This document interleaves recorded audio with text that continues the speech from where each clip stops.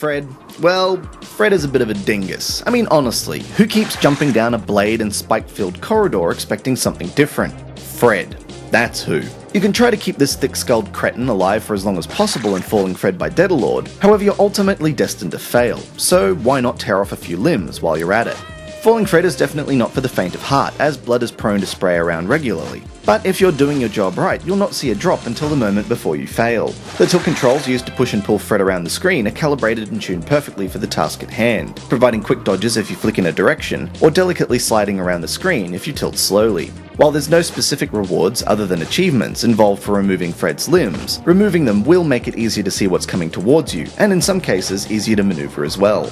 The visuals are minimalistic, but this serves the game well, as hazards are easier to identify when contrasted against the bland backgrounds. What's truly impressive is the way Fred feels as he rolls, flips, spins and otherwise jukes around hazards perfectly, depending on how many limbs he has left, and whether or not his bones are broken. Yes, it's actually that detailed. New difficulties are unlocked by travelling a preset distance on lower difficulties, ensuring that players meet at least a basic skill level before moving on to a faster, deadlier challenge. And the fun doesn't stop when you hit the ground, spike or otherwise explode into 1,000 pieces. A replay system has been implemented to allow players to not only share their latest gory death with friends on Facebook and Twitter, but they'll be able to view them directly at Daedalord's website. Falling Fred is a simple, yet amusing and mildly addictive time waster that's far more detailed than first impressions would assume. A guilty pleasure, but expect a few odd looks in public.